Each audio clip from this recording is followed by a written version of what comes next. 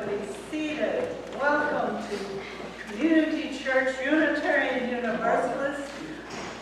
Always wonderful to see so many wonderful faces out there, old friends and new, and some we've never seen. So we're thrilled you're here, and we hope that perhaps you'll join us after the service in the fellowship hall for refreshments. I'm your worship associate. I'm not Jim O'Neill. I'm Jacqueline Luck. I am a retired UU minister and not the minister of our congregation. We are seeking a new minister, which is very exciting. Community Church is a progressive, open-minded, and inclusive religious community. We welcome all who are on a spiritual journey, search for truth and meaning. Ours is a faith in action as we do the work of social justice and elevate compassion in our quest to live ethically, recognizing the inherent worth and dignity of every being. Please look to your weekly email for announcements. That's Community Matters. And if you don't receive it, if you will just fill out one of those white forms in the front and put your email on there, you'll be on the list, and we'd love to share our announcements with you. Today we are delighted to welcome Reverend Darcy Roake.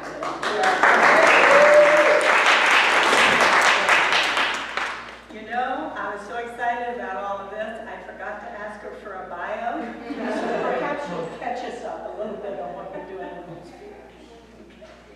But Darcy was formerly a minister in this congregation and greatly loved, and so we're thrilled to have her back. If we have quite a few announcements today, so buckle your seatbelts. Let's see, let us start with stewardship. There he is. Sean is going to come up and tell us a little bit about stewardship.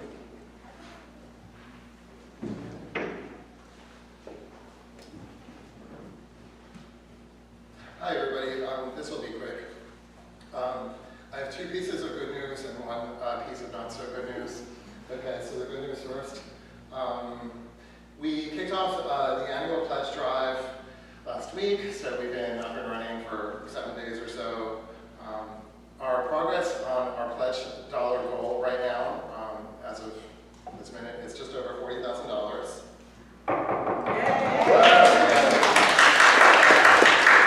Our goal is 110,000, so Cynthia made us this lovely progress meter, demonstrating our progress towards filling the pulpit. So right now we're about here, and we're trying to get here. So, back up to the microphone. If you haven't pledged yet for 2025 and would like to, there are paper copies of the pledge form on the table in the lobby. You can take one of those and give it to me or anybody else on the committee. We've also been blasting a link to the online pledge form in the weekly newsletter. And we'll do a repeat, just general blast as well, coming up. The not so good news. So some of you might have heard there is a chance of another weather event on the horizon. It may affect us next week. So yeah, that's already depressing, right?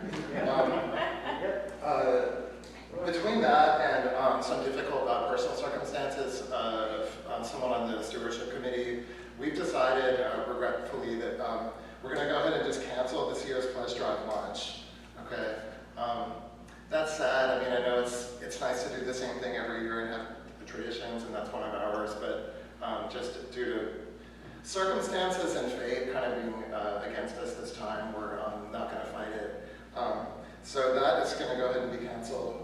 We will have an end of pledge drive party a little bit further out with cake and an ice cream.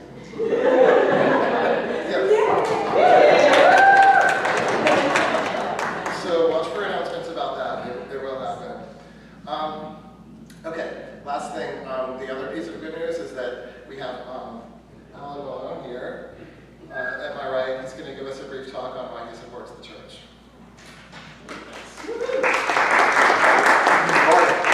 I'm Al Malone, as most of you know, and I'm a native son I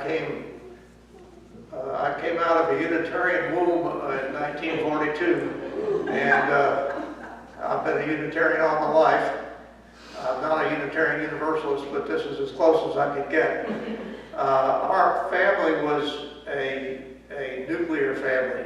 Leave It to Beaver and Ozzie and Harriet and all those kinds of things. And it was me, my sister, my mother, and my father. Father worked for a oil company, and we got transferred around some when we were kids. So we would get planted into a new neighborhood. And my mother was not an outgoing sort of person. She was the kind of gal who might not know the name of the lady who lived next door. She certainly would never join her for coffee in the morning or any of that kind of stuff. Dad went off to work in the morning, and the kids would go to school. I don't know what my mother, she'd read a book or so. She was a librarian, she liked to read. So we got transferred in 1948. We got transferred to Shreveport from Pittsburgh. We had been attending, I guess they had been attending church. I was just a little infant. So I was halfway through the first grade in 1948. We came down here. And of course, think back to those days. Those were the days of the Red Scare and Senator McCarthy. And we still have Senator McCarthy. No, we have a speaker with us. And things were not looking good in the deep South in those days. They looked even worse than they do these days. Anyway, my folks joined up with some other people, and I don't know how that happened. But they formed a Unitarian fellowship in Shreveport in those days. And all of a sudden, my mother they threw a switch, and then she became fast friends with some people in that group. And they met every week for potluck suppers, and they'd sit around and discuss things and solve the problems of the world. It was like, in the days of the Red Scare, the McCarthy era, they kind of had the wagons drawn into a circle of the liberal religious community, of which there was no church, but they had a very tight group in those days. So that was a really good thing, I think, for my family. And then we got transferred to Houston, where there was also nothing there. We were out in suburbia. My mother was once again isolated out there with no friends, and she had a really rough time of it in those days. So even when I was that young, I could tell that there was something missing in the quality of our life, and it was that bunch of Unitarians that they had been part of and that were no longer part of it. And then we get transferred over here, immediately joined the First Unitarian Church, what we call the First Church, and I joined the Junior LRY, which is the Liberal Religious Youth, and that was the first social contacts I had with people of my age here in the new town. So I became a very active member of that, and they had a lot of really good leadership in those days in that community. I was 14 years old at that time, and they helped get me established in a new school and a lot of other, things that can be very difficult for a new kid at that age being adjusted to a new environment. So that was very good for me. In subsequent years, of course, I grew up in Maryland. Albert Orlando retired. Albert Orlando, we can think of as the father of this church. He drove enough people out of his church that added him so they came over and joined their own church, which is this one. So maybe, I see a bunch of people wrinkling their noses when I mention the name Albert Orlando. But we became friendly with Albert as adults, and we used to meet after symphonies and have a drink with him and Kathy, his wife. Actually, his first wife, Polly, was my art teacher at Country Day when I was there, so there was a lot of connection there. So it's natural to me, it's in my bloodstream, being a member of this community and participating in it financially. We were members, actually my father, right after he retired from Gulf Refining, he was instrumental in forming what became the North Shore Church. So he was one of the founding members up there. and they hired Reverend Jane Malden to be their preacher up there. And time went on, and he died, and my mother never showed any interest in that church. I don't know why. She went into her shell again and became isolated in suburbia up there. But my dad was really very much interested in that church. So when he died in 1998, we were going up there to visit him in the hospital, and a lot of the Unitarian Universalists by that time were coming over to visit him in the hospital. We got to know some of them. We got to know David Orr. David Orr was their preacher at that time, and he didn't end up so well, but at that time he was a pretty stimulating speaker, and we got to like him pretty well. And I retired at that year in 1998. I was 55 years old, and Marilyn suggested it would be a good time for us to seek out a new group of adult friends. And I said, well, let's go on up to the church up there. I said, well, she said, that's a long way up there. I said, yeah, but we know them, and my father was part of it. And all right, well, okay. So we started going up there, which was a 55-minute drive from our house each way. And we attended up there for 17 years, right? Finally, we weren't getting any younger, and we were getting tired of making that drive across the causeway, and they had lost their minister. A number of things had happened, and they didn't look like they were working too hard at finding another minister. And in our travels, we did a lot of traveling in those days in our little Cessna. We would find a UU service, usually on Sundays if we were on the road, and we would notice that of the services we attended, the ones in churches where they had a professional preacher, they seemed to have a lot better services than the ones where they were lay-led. And so we looked at each other and said, it would be good if we could be a member of a church that had a preacher. Well, we got a church with a preacher 10 minutes away from our front door, Reverend Jim Vanderwick. And we knew a few people here, particularly Mary Ann and Al were good friends of ours. And we kind of migrated over here, talked to Jim, and Jim said he would be happy to have us if we wanted to. And he brought us in individually and told us that he needed to have our time, our treasure, and our talent. And he asked me what kind of talents I had, and he assigned me to a couple of committees, one of which was a worship committee, which I stayed on for the next 10 years, I guess.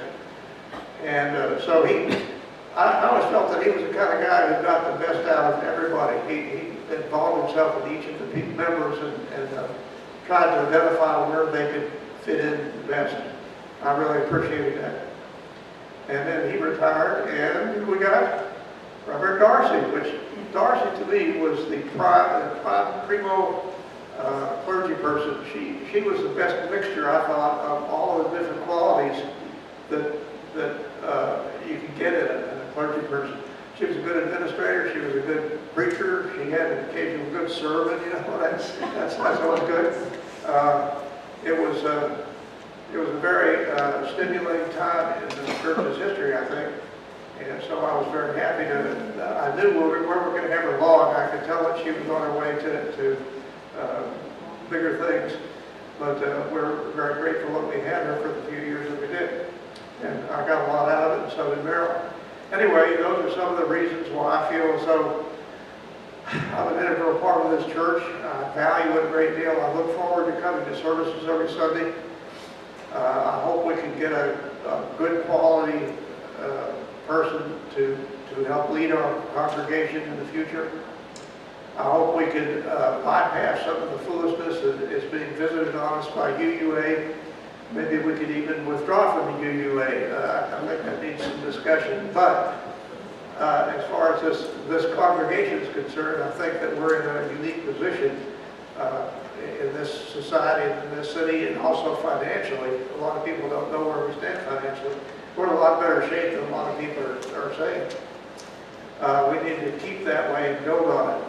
So I'm very enthusiastic about continuing our financial support and increasing. I think Marilyn told me it's going to be at least 10% this year, maybe a little bit more. And we're looking forward to another wonderful year here and hoping for the best in selecting a new preacher. So that's it.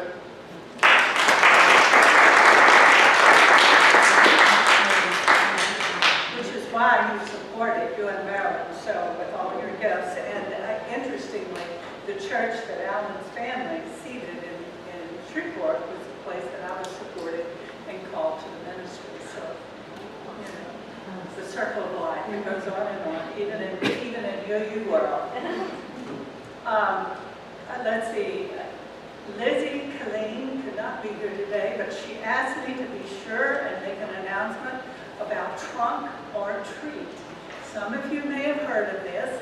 It's, we're going to gather in the parking lot of the church before Halloween and decorate our cars. I've already got my decorations, and then have treats in there for the kids, for the neighborhood. And this is a wonderful opportunity for us to reach out to the folks in the neighborhood. You know, we were talking last week, we do a great job of hugging each other, taking care. We need to reach out and with the folks that live across the street from us. So this is an opportunity to do that. So there is supposed to be a sign-up sheet in the kitchen by the coffee pot. If there's not, please help me scout it out. And sign up if you would like to bring your car, participate in planning trunk or treat. Deborah has a couple announcements for us.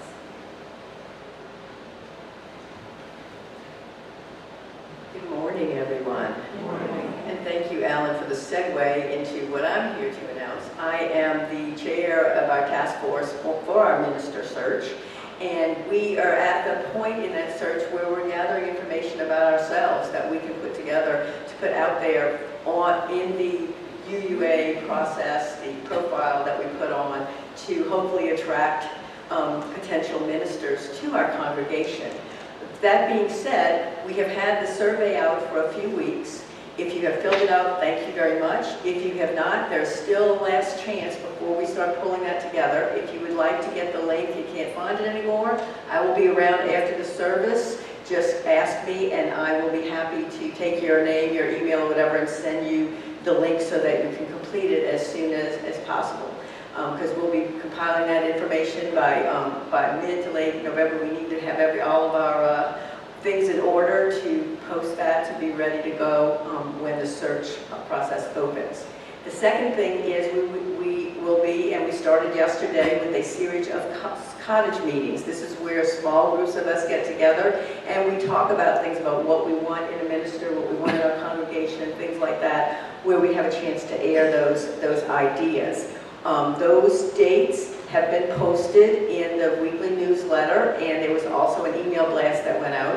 And Jolie Bonk, who is on the committee and who is coordinating that, she is here today. If you have not signed up for one of those, please get with Jolie about those meetings to make sure that you're included in one of those. So that's it. Thank you.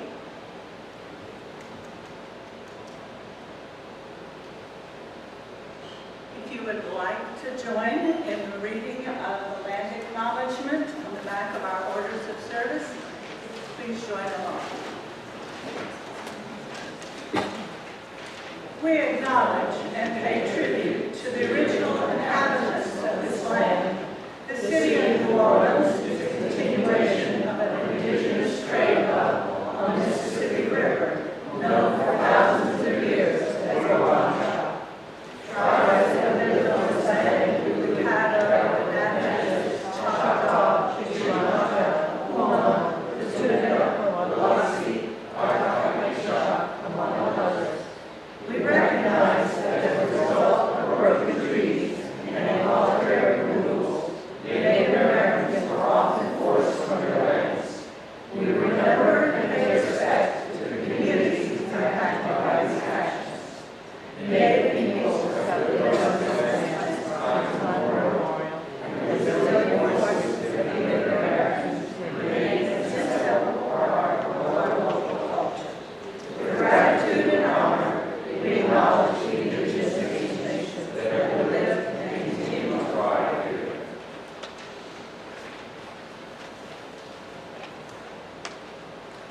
is our custom to light a chalice light, invoking hope and eternal truth to our worship.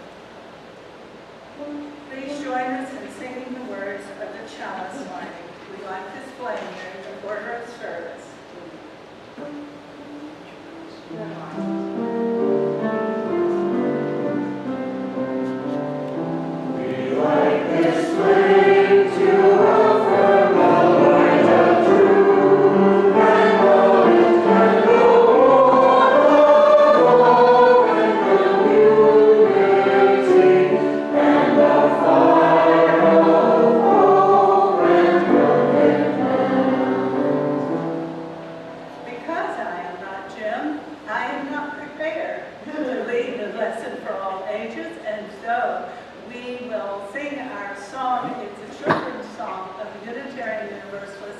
Principles, and it's right here on the front of the pulpit.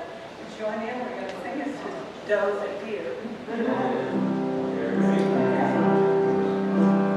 One person is important to be counted on you. Three were free to learn together, four answers were true. Five will be a voice, six is the Mary's born, seven we never went, and it goes back to me and you and you.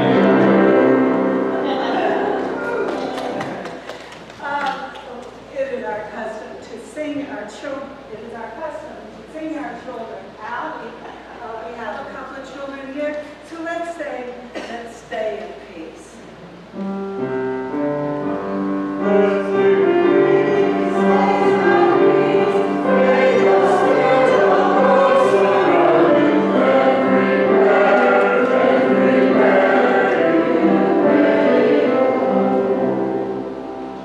We do have a committee working on getting RP set up for the fall, so if you have children, know that this will be happening soon.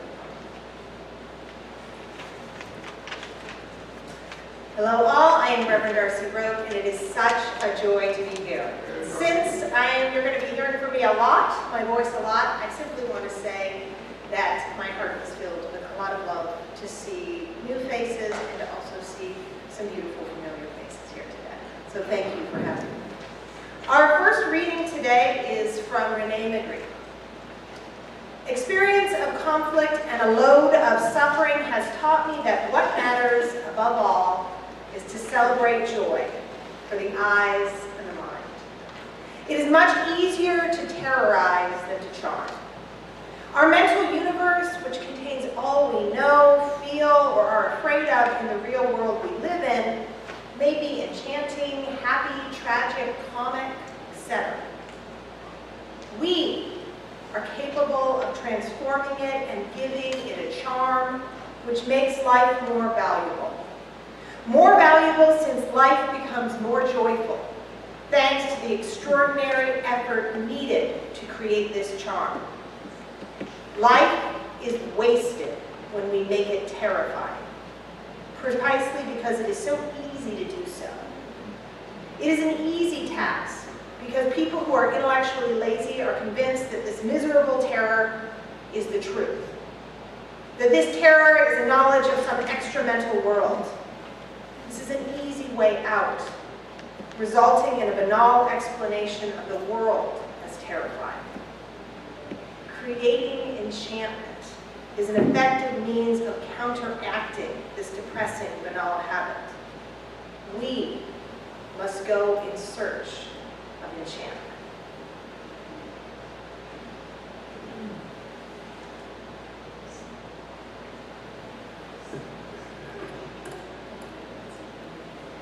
Now is the time of our sacred joys and sorrows. If you are online, you may write your joys and sorrows, your very personal comments. Tempting to write political things, but we don't. In the section to be read aloud. In person, you may write them on cards that one of the readers may be passing out. Right there, Sean has some, and I have a few to mention here. As we do that,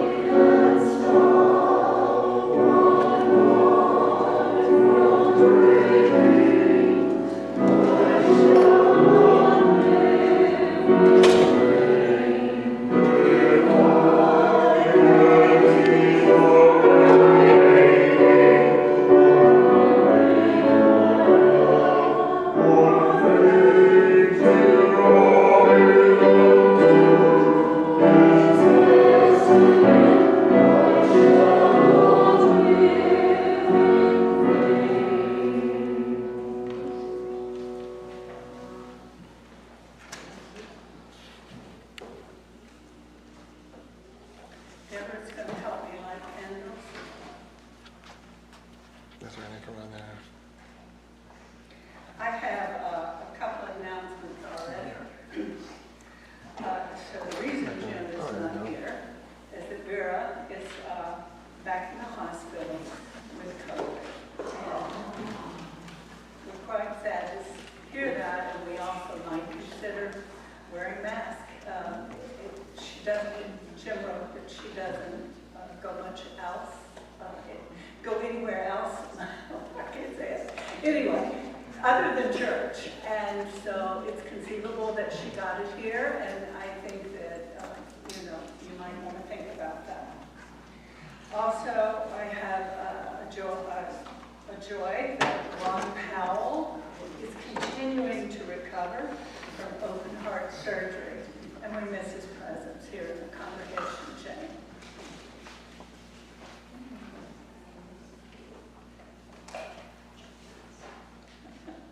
Oh, a joy. My son is 24 years old today. He is a very wise soul who loves everyone, wants all to feel safe and fair. He is a firefighter now. I asked him, David, why?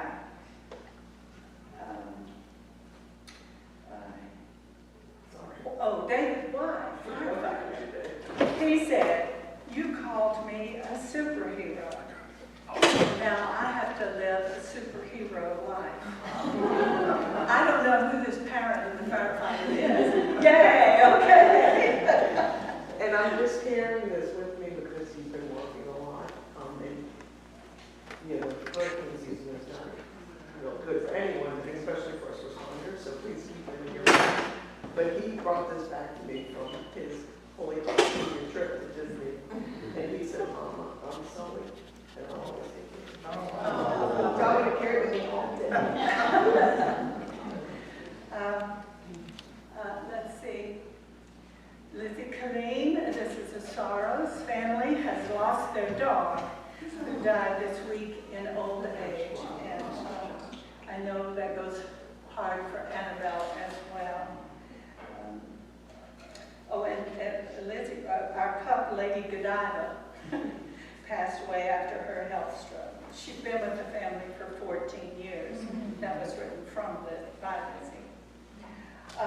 Cynthia, I have an art exhibit at Second Story Gallery at the New Orleans Healing Center from September 14th to November the 2nd. I would like to see you there. Cards in the foyer. Cynthia, congratulations.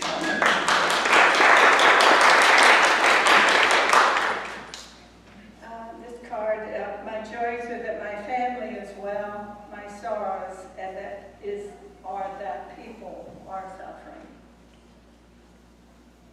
Always.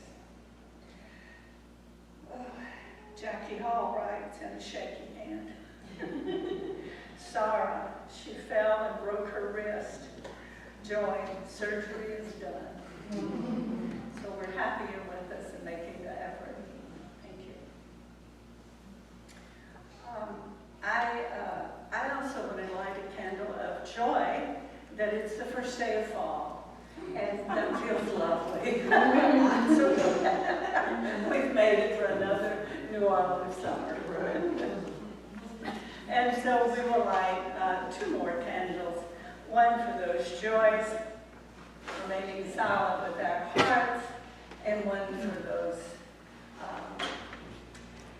sorrows that we're just not ready to share. Thank you very much.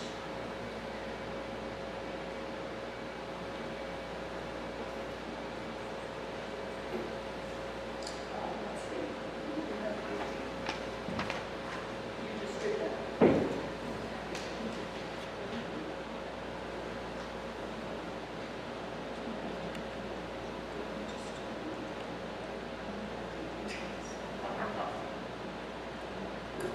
Just a note to light a metaphorical candle for all the joys that are too exciting yet to share, that are just simply bubbling up inside of us, as well as all the sorrows that are too heavy to lift at this time. May you know that you are loved and held in your joys and in your sorrows. And with that, our second reading today is from Viktor Frankl, A Little All. The question can no longer be, what can I expect from life? But can now only be, what does life expect of me? It is not we who are permitted to ask about the meaning of life. It is life that asks the questions, directs questions at us. We are the ones who must answer, must give answers to the constant, hourly question of life, to the essential life questions. Our whole act of being is nothing more than responding to, of being responsible toward, life. We can therefore see how the question as to the meaning of life is posed too simply, unless it is posed with complete specificity and the concreteness of here and now.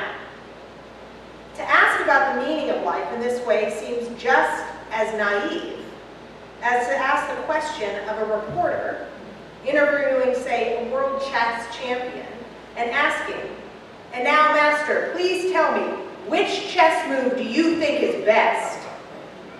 Is there a move, a particular move, that could be good or even best beyond the very specific, concrete game situation, a specific configuration of pieces?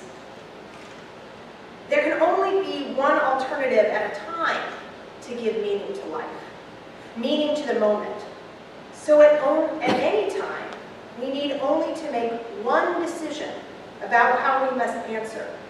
But each time, a very specific question is being asked of us by life. From all this follows that life always offers us a possibility for the fulfillment of meaning. Therefore, there is always option that it has a meaning. As long as we have breath, as long as we are still conscious, we are each responsible for answering life's questions. So I'm not sure how it happened in the time I last saw y'all, but our front porch in New Orleans has become the place for neighborhood teens to hang out. These teens are too loud. They keep recording TikTok dances in front of our door, and they always ask for water that they don't end up drinking. I adore them. For many reasons, but mainly because they've taught me about relationships. They've taught me about work. Because most of the time when they come to visit, which always happens at that inconvenient dinner time rush, they look at their phones, they have their own conversations. It's as if I don't exist. And yet, if I don't come out, we say, that's okay, you could just chill on your our porch. They leave. So sometimes, if I sit long enough, they start to talk about their lives. Some of it funny, a lot of it really hard. Their worlds begin spilling into mine as we look out at the tangerine glow of a New Orleans sunset, the teens' laughter mixing with my own littler kids. In that moment, I know what joy is, what hope is, what love is for them and for this place called New Orleans. But y'all, these moments take work. Because teenagers, and truly the big easy, are neither big nor easy. It takes work, duct taped together, to love this place. Driving with potholes is a full contact sport, as we know. Our governor is trying to mandate posting the 10 Commandments, but forbids LGBTQ students to speak their gospel truth. Industrial plants go under-regulated as climate change creeps up to all our doors. Yet amidst this all, we find alternate routes, alternate ways of being, to love and to live here. In a pothole detour, we come upon a second line and stop to experience wonder. We fail to elect candidates that represent all Louisianans, so we reorganize, we regroup. Just this last spring, dozens of pro-repro rights, LGBTQ, and racial justice candidates won decision-making seats within one of our Democratic parties. And Sisters Joy and Joe Banner recently blocked the building of yet another pollutant plant in their home of St. John the Baptist Parish along Cancer Alley by challenging a corrupt rezoning law. These things aren't everything. They don't fix everything, but they are glimmers of hope and of change. And you better believe they take work. Our readings today speak of this kind of work in finding hope and enchantment and change in hard times. Both authors, the acclaimed surrealist painter René Magritte and the Viennese psychologist Viktor Frankl, lived through excruciatingly tragic circumstances. Both men survived 2 world wars. Frankl survived a concentration camp where his parents, his brother, and his wife were murdered. So coming out of that experience, one might expect Viktor Frankl especially to turn inward, isolating himself from the world. Or honestly, he could have turned outward in anger and in fear of a world that allowed such sorrow. Yet, much of Frankl and Magritte's writing and art is not only about living, but it's about thriving. It's about helping others thrive too. Just 1 year out of concentration camp, Viktor Frankl published his thoughts on finding meaning after such loss. Not only of human lives, but possibly of faith in humanity itself. Frankl's collection of 1946 writings remain a potent reminder of the work we must do to keep faith and hope alive. Frankl begins with the question of whether life is even worth living, if one should remain within the vast, varied, and sometimes painful human throng. So quick spoiler alert, the title of his work is Yes, in Spite of Everything. But once yes becomes the answer, what is the meaning of life with all its absurdity, complexity, cruelty?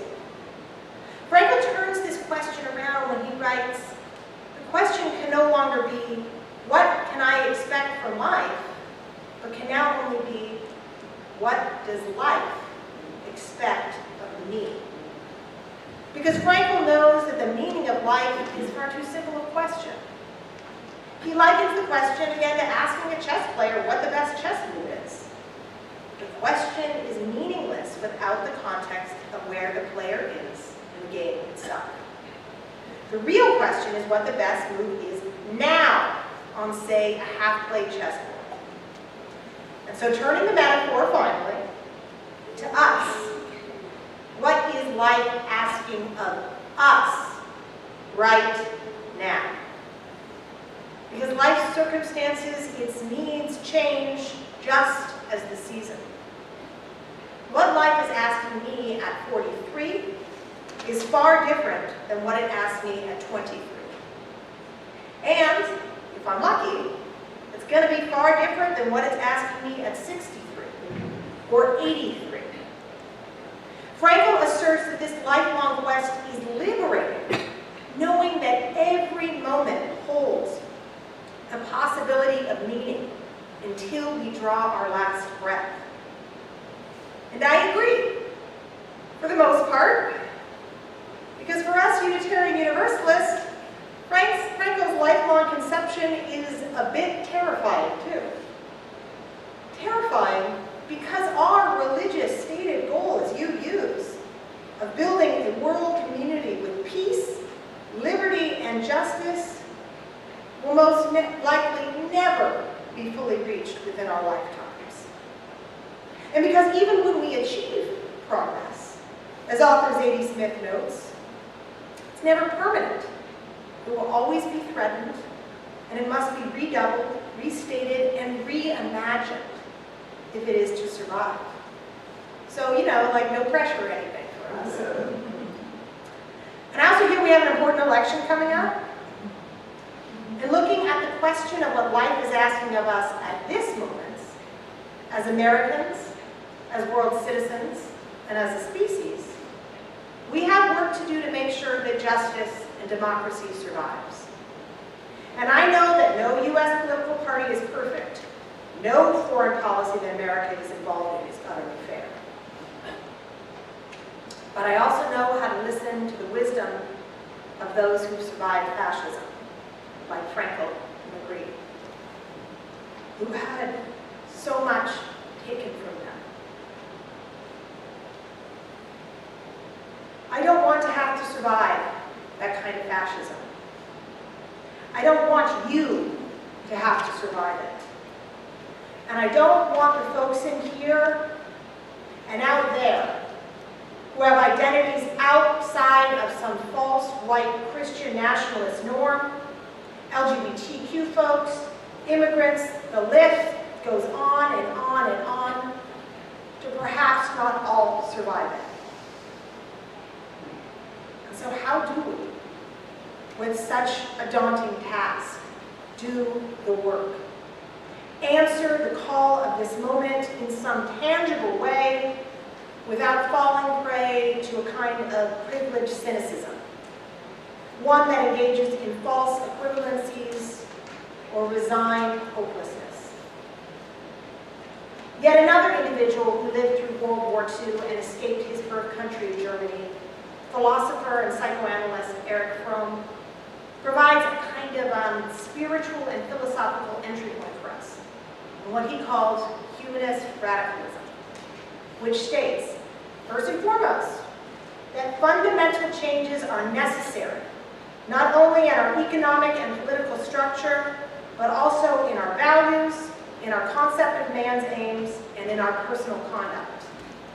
But making those changes requires work, not simply in one social media post or one protest, but over many moments and years and situations, chess moves, if you will. Doing that work is perfect for this place because it requires a kind of faith.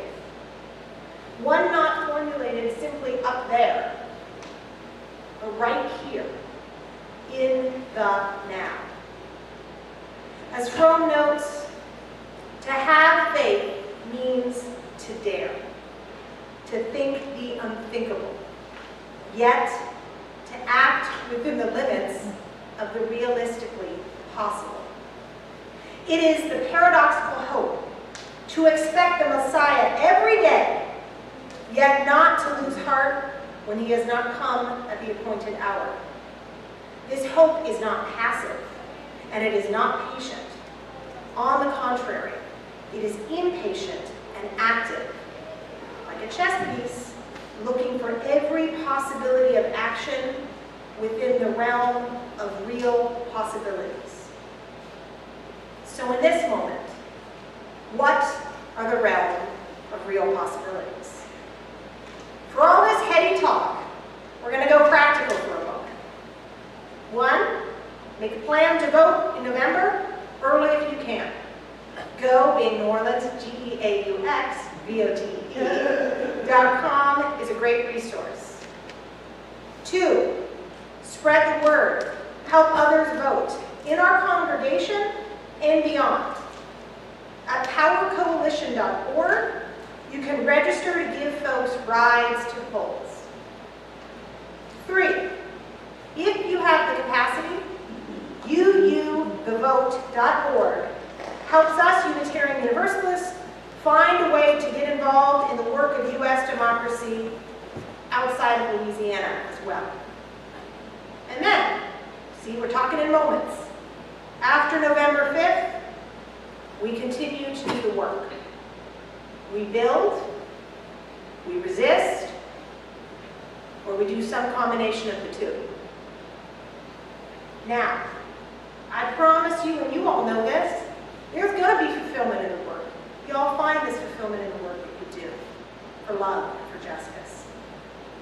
And, you know this too, we're also sometimes going to be tired and dispirited with a very slow pace of progress. So this is where Magritte's enchantment enters the group chat. Because we need, in all these moments throughout our lives, to remind ourselves why we want this broken world to heal. Why we love humanity even when some humans seem to lack love and care. Why we want to endure. We need, more than ever, some enchantment, some charm. Whether found in the surrealist paintings of Magritte on your order of service, or the glitter of a New Orleans umbrella during a New Orleans second line umbrella during a New Orleans detour. Going to a gallery to see some beautiful art. This enchantment, as Magritte notes, is even more valuable because it makes a life often filled with anxiety and sorrow more joyful too. And in the hardest of times, finding joy and enchantment takes work. As singer and musician Nick Cave, who experienced profound sorrow in the death of two of his children, notes, joy is not always a feeling that is freely bestowed upon us. Often it is something we must actively seek.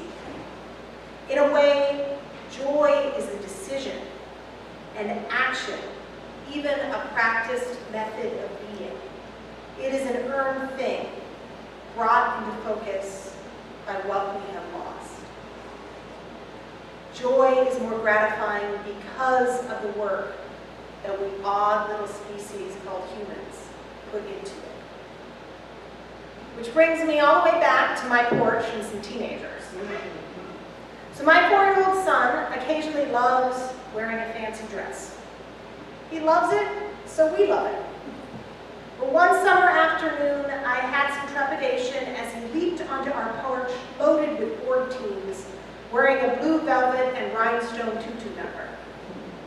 A small part of me was terrified he'd be laughed at, ridiculed by teasing teenagers, breaking both his heart and mine. Instead, this happened. 5 teen girls ran off the porch and came back 5 minutes later, dressed in fancy dresses and combat boots. I provided the wigs and sunglasses. You know, you gotta have the costume box by the door. And we did an impromptu parade on a Sunday afternoon in Holly Grove, enchanting our hooting neighbors. Terror and cruelty had no place in our Holly Grove microcosm. Enchantment ruled the day. Those teens put in the work to know what was needed in that moment. But I too put in work to build relationships, to trust them with my child's tender heart.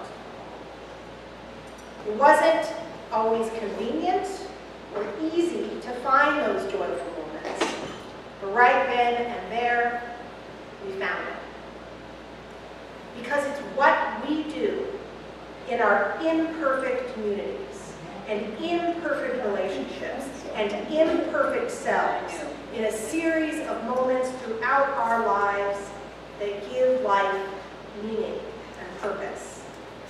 When we don't separate ourselves from politics or people or potholes that aggravate us most.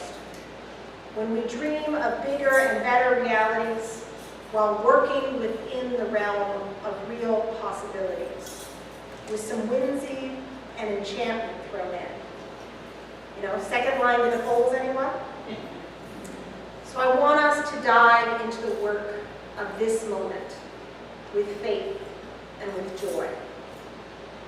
And let us all answer life's questions with a yes, in spite of everything. Amen.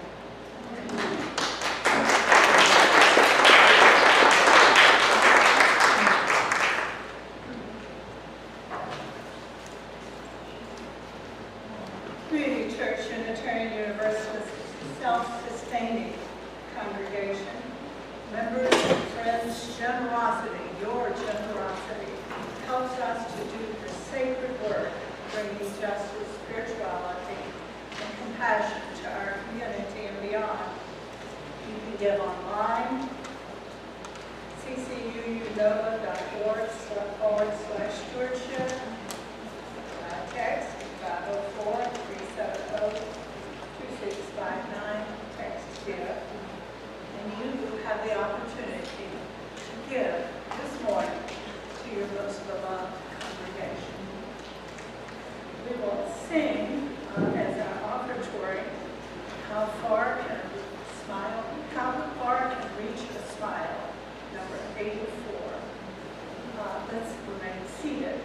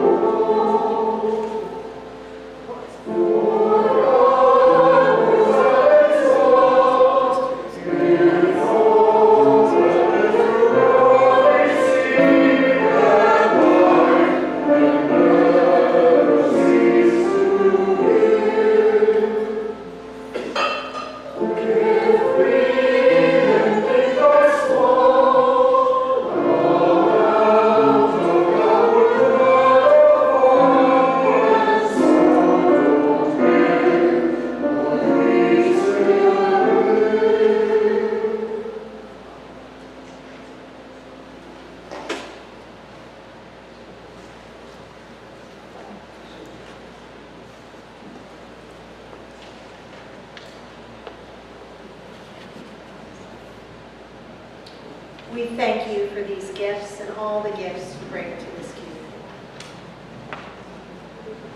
Our benediction today is from writer and artist Ella Frances Sanders.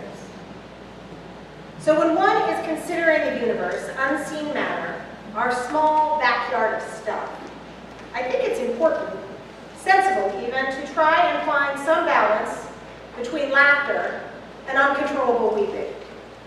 Cry because we cannot even begin to understand how beautiful it is. Cry because we are terribly flawed as a species. Cry because it all seems so shockingly improbable that maybe our existence could be nothing but a dreamscape, celestial elephants in rooms without walls. But then, surely, we can laugh. Laugh because being riddled head to toe with human emotions, while trying to come to terms with just how indisputably tiny we are in the grand scheme of things, makes everything and everyone seem quite ridiculous, entirely farcical. We have heads? Ridiculous. There are arguments about who is in charge here? Ridiculous. The universe is expanding? Ridiculous. And so today, I want us to go forth in the weeks, months, years, and moments to come, knowing that we will have laughter and weeping. But we will also face each moment as it comes with faith, hope, courage, and some enchantment. Amen, and go in peace.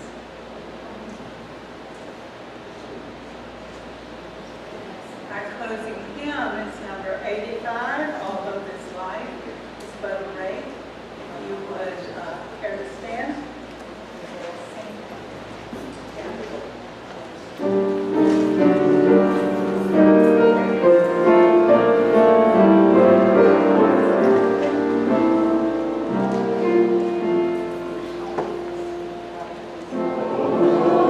Oh,